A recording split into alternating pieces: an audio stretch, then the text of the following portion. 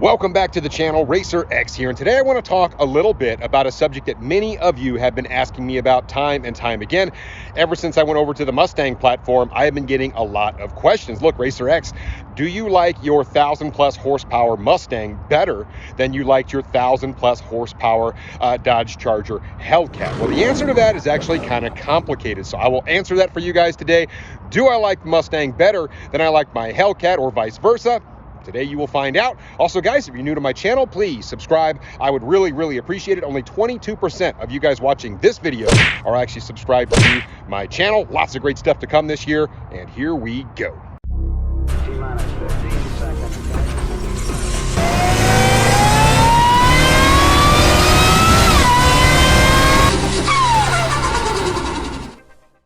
So the truth is, I kind of built my channel on the back of Mopar and my Hellcat. Of course, I had the Scat Pack, and I've done a lot of Mopar content. I absolutely love the Dodge product. Really, the Mopar product in general, I really do like. And this is actually well, technically the second Mustang I've ever owned, but really this is kind of my first dip into the Mustang pool, and I am really enjoying this car. And really, the big answer here is these two cars are so incredibly different for so many reasons, and I really do love both cars. But like I said, they're just so different when you drive them, and there are just so many characteristics about these two things that are different. So I figured I would explain a little bit about some of the things that I like better about both.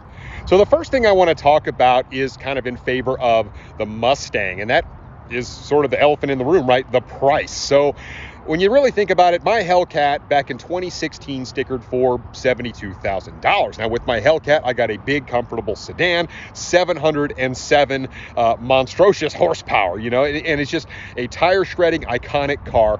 I loved my Hellcat Charger. Very fast from the factory, had all the drive modes, all that kind of stuff. Really enjoyable car. When you talk about this thing, that is a base Mustang GT.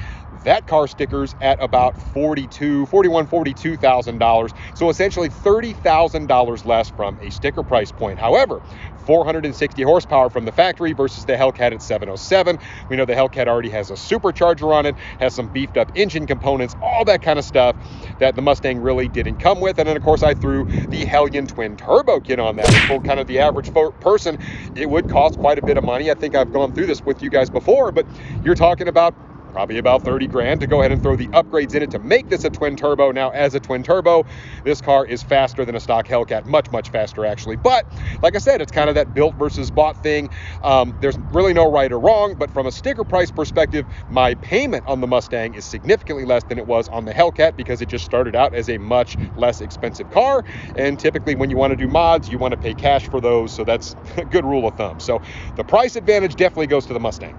So another quick thing I want to address, and a huge difference between the two cars, is really just the size and the weight of the two cars. I mean, the Mustang is just a significantly much smaller vehicle. I mean, obviously mine was a Charger, but even in the Challenger, it's just a much bigger vehicle than a Mustang is. You're talking about versus a Charger, about 700-pound weight difference, which is huge when you like to drag race. So the truth is, it really doesn't take nearly as much power to get that thing moving as it does a Hellcat. But the great thing about the Hellcat, of course, it's got a bigger engine, a 6.2 liter supercharged, very punchy engine. So that car really doesn't feel all that heavy. Now the steering feel is much lighter in this because it is so much lighter. The Hellcat just feels like a big bruiser, and that's exactly what it is. So I mean, the weight difference definitely goes to the Mustang on this, whether you're talking about the Charger or the Challenger. A significantly lighter platform, which means that the potential to go really fast in the cars is much better for the Mustang because it just takes less power to move the weight. So there is something to consider there as well. So the next thing I want to talk about is really one of the most important things to talk about in this whole comparison is how they drive and just how different they are to drive. And it took a lot of practice for me to get good at driving the Hellcat. I mean, it has all of that low end torque and punch, tire shredding power.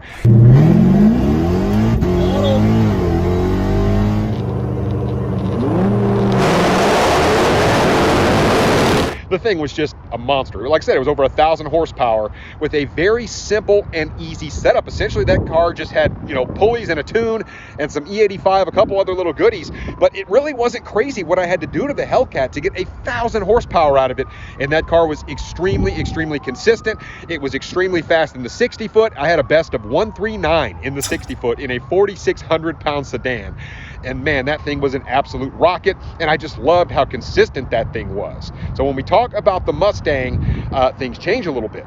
So on the Mustang, we're talking about twin 64 millimeter ball bearing turbos from Hellion. It is a monster of a setup. And I will give Mustang credit. The Coyote platform is a very, very robust engine. It just seems to love boost, whether it's supercharged or twin turbo. Now, the bad thing, obviously, you know, with twin turbos is that you do have to wait for the power to come in, and you really have to learn how to drive these things. So you got to get the RPMs way, way up. And these things are really meant to be highway screamers. So if you want the thing to have a bunch of kick down low, you got to activate like a two-step and a bunch of other stuff like that.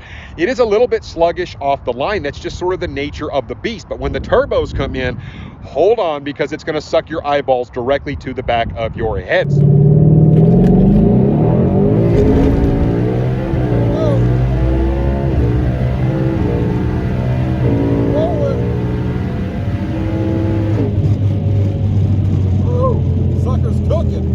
So top end, this thing is absolutely the king. And the whole reason I went to the Mustang platform, to be quite honest with you guys, is because in my Hellcat one day, I actually went out and I raced a guy, and I did not get beat very often in my Hellcat, but I got trolled by a Mustang GT, and I pulled over and talked to him, and he had twin turbos, I'm sorry, on the Mustang.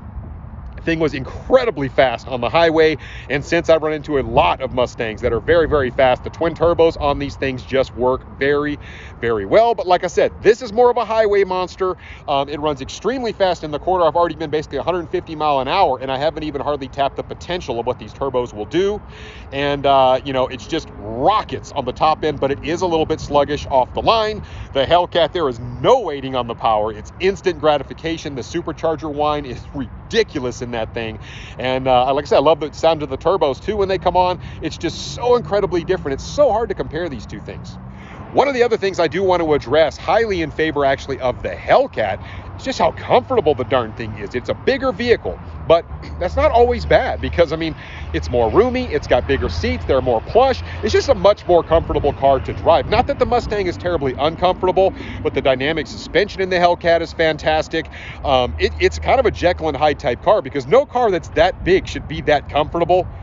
But it is. I mean, literally. I mean, such a neat car to think about when you talk about over 700 horsepower from the factory that is that big, that comfortable, and that capable. The Mustang, smaller vehicle, not as roomy. You can't see out of it quite as well. What do you do? So next I want to talk a little bit about transmissions. So man, these two things do have very different transmissions. This, of course, is a 10R80. That is a 10-speed transmission in the Mustang. If you're not used to it, this transmission feels very, very busy.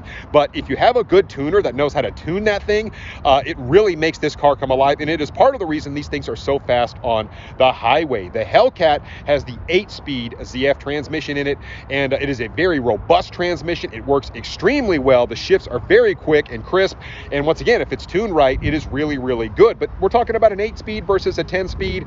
The 10-speed is really what put these cars on the map, especially from like a highway roll.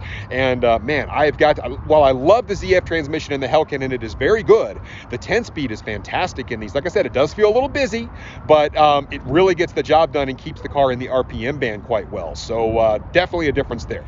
Now, I do want to take quick mention and tell you really the main reason I went to a twin turbo kit on this Mustang. And I do really, really love the aspect of this.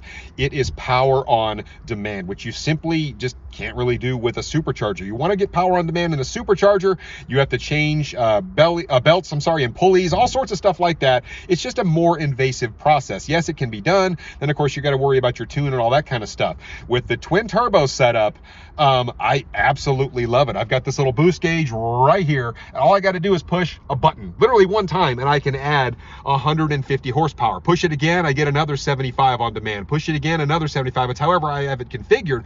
But that's the great thing about this turbo setup, is I can lower the power pretty much as low as I want to go to about 670 wheel, or I can up it all the way to what these turbos will actually flow, which would grenade my motor, actually. I need to get another motor and transmission that are built in this. But the car already makes essentially 900 wheel, stock motor, stock trans, all that good stuff. And these turbos can actually make enough power to make like 1400 plus horsepower, which is very impressive. I just love the fact that it's so easy to turn your power up and down in this car. If I have the little stock tires on the back, it's raining, turn it all the way down. Somebody comes up and wants to get after it, couple clicks of a button, and I've got all that extra power. And that's one thing that's just so fantastic about a turbo setup. I really do love that. And that's why I went with turbos over a supercharger in this. And that's one of the main reasons that I really do enjoy this Mustang. Now, I know what some of you guys are going to ask. Well, RacerX, which one gets better gas mileage? Well, I don't really pay attention to the gas mileage. We're talking about a couple of cars that make in excess of 1,000 horsepower. So if you're worried about gas mileage, maybe not the right vehicles for you. Yeah, I guess so. Yeah. But at the end of the day, they both get about the same. And everybody says, well, the Mustang should be better. But keep in mind, guys, that the Hellcat only had a double pump system on it. This has the 4 triple pump system with the bigger lines and all that kind of stuff. So truth be told, neither one of them get very good gas mileage. I haven't really noticed the difference. They both pretty much suck on fuel, but that's not what I got these cars for. So I just wanted to address that really quick. All right, guys, that's about it for this one. So to summarize, the Mustang is a top-end warrior, an absolute missile on the highway. The Hellcat was extremely fast, 0 to 60, and was just an absolute torque monster down low. A much bigger, more comfortable car. This one has a little bit more potential, obviously, with the twin turbos. It can make up to, as I mentioned, over 1,400 horsepower in it. I love both of the two cars, guys. I like I said, I don't have a favorite when I talk about them. I'm still learning this car. I had the Hellcat pretty darn dialed in. So at the end of the day, I love them both. No complaints with either one. I'm still getting it all figured out, but man, just very, very different indeed. Let me know what you think about it in the comments down below, and I will catch you on the next one. So until then, RacerX.